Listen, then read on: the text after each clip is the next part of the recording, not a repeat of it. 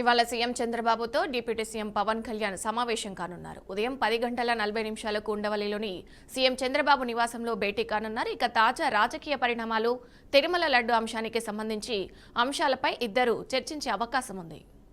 ఇక ఇదే అంశానికి సంబంధించి మరింత సమాచారం మా ప్రతినిధి సుబ్బు అందిస్తారు. సుబ్బు, చెప్పండి, పూర్తి అప్డేట్స్ ఏంటి?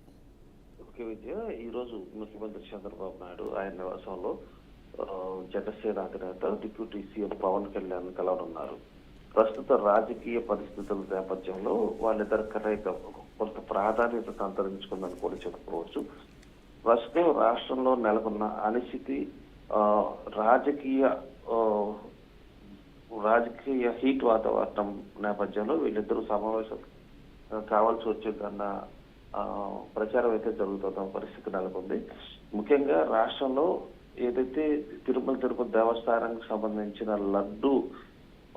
లడ్డూకు సంబంధించి కేంద్ర నిఘా వర్గాలు కానీ కేంద్ర పరిశోధన వర్గాలు కానీ ఎవరో కూడా ఈ జంతువుల అవశేషాలు కలవలేదు అని చెప్పి నిర్ధారించారని చెప్పేసి వైసీపీ ఒక ప్రచారాన్ని అయితే మొదలుపెట్టింది. అయితే అసలు కేంద్ర పరిశోధన వర్గాలు ఏమి చెప్పాయన్నది ఇప్పటి వరకు కూడా నిన్న రాష్ట్ర ప్రభుత్వ అభ్యర్థుల మేరకు రిపోర్ట్ అయితే కనుక కేంద్ర వర్గాలు తీసుకొచ్చి మంత్రివర్గ సమావేశంలో ఒక ప్రజెంటేషన్ అయితే ఇవ్వడం జరిగింది. ఇప్పటి వరకు కూడా కేంద్ర వర్గాలు ఏది సిట్ కావచ్చు, సిబిఐ కావచ్చు, ఏం పరిశోధన చేశాయన్నది ఇప్పటి వరకు కూడా ఎవరికి తెలియని అంశం.